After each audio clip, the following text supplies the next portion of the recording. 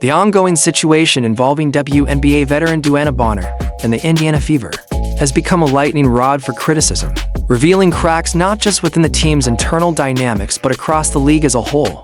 Bonner's unexpected absence from the team and her reported unwillingness to return have led to a flood of speculation, with fans and analysts questioning whether her departure is a reflection of deeper, systemic issues, more specifically the timing of Bonner's decision right in the middle of Caitlin Clark's much-hyped rookie season has led to accusations that the WNBA is not offering Clark the institutional support she needs. Some observers believe that the league is not just falling short in nurturing its breakout star, but may actually be resisting her rise to preserve old norms and establish locker room hierarchies. Bonner, who hasn't appeared in a game since June 10th due to what has been described as personal reasons, is reportedly uninterested in rejoining the Indiana Fever.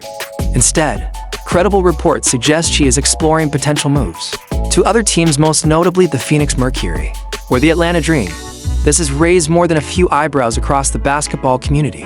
Not only does her desire to leave mid-season suggest something deeper than a personal matter, it also coincides with growing tensions around how the Indiana Fever are handling the pressure of suddenly being in the national spotlight due to Caitlin Clark's presence. As one of the league's most marketable new faces, Clark was expected to be the centerpiece of the team's resurgence. But this development has raised fears that behind the scenes, not everyone is aligned with that vision.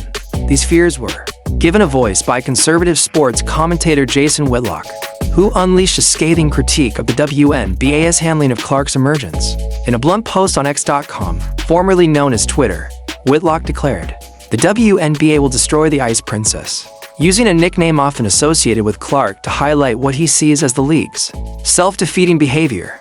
According to Whitlock, the WNBA is so invested in protecting what he describes as its obscure welfare league status that it would rather diminish a rising star like Clark than face the changes her popularity might demand.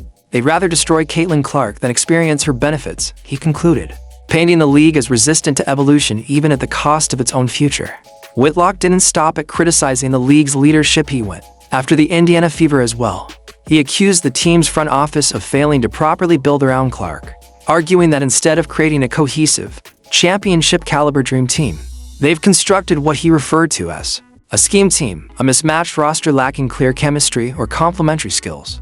His critique took a controversial turn when he suggested that some of the disconnect might be cultural or personal, pointing to the differences between players such as Bonner and Natasha Howard, who are openly lesbian, and others like Clark, Lexi Hull, and Sophie Cunningham, who are heterosexual. While there is no concrete evidence that sexuality has played any role in on-court performance or team decision-making, Whitlock's comments reflect the underlying tension between traditional and progressive values within the league and how those may be influencing team dynamics in subtle, unspoken ways.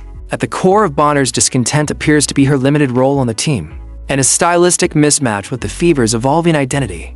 Bonner was brought in on a one-year contract with the idea that her veteran presence would offer balance and stability to a roster filled with young talent. However, that plan hasn't materialized on the court.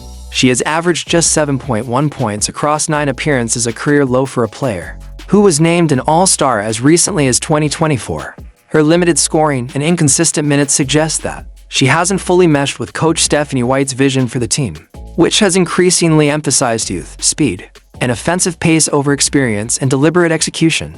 This has created a disconnect between what Bonner brings to the table and what the Fever are trying to become. Coach Stephanie White's preferred style of play revolves around high-tempo basketball, quick transitions, constant movement, and rapid ball circulation. This strategy plays directly to Caitlin Clark's strengths: her fast break execution, long-range shooting, and ability to create opportunities in motion.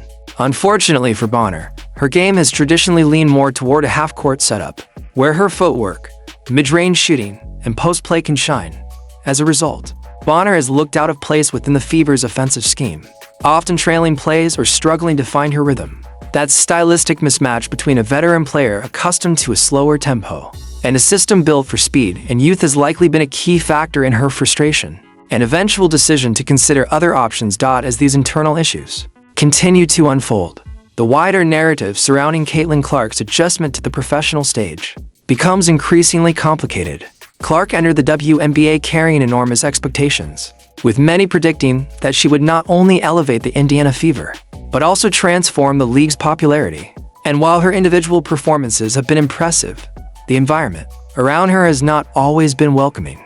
From hard fouls on the court to icy relationships with certain teammates, it's clear that Clark's transition has not been as smooth as many had hoped. Bonner's apparent exit only adds more fuel to that fire, creating the perception that Indiana may not be the ideal place for a rookie star trying to find her footing. Beyond the Fever, the WNBA itself is now under scrutiny for how it is managing this pivotal moment in its history.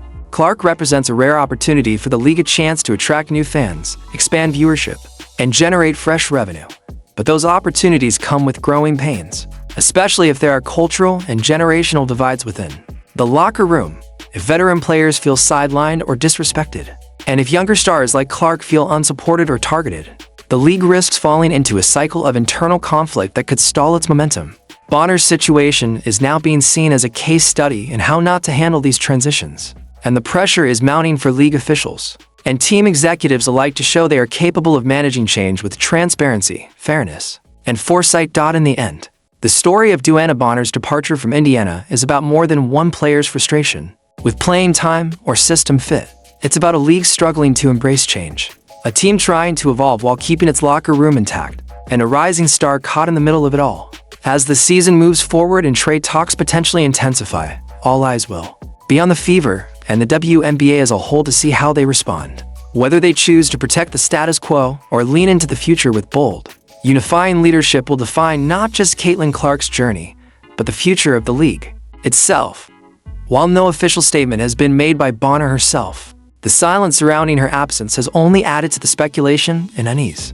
In professional sports, particularly in leagues like the WNBA that are still growing their national footprint, optics matter.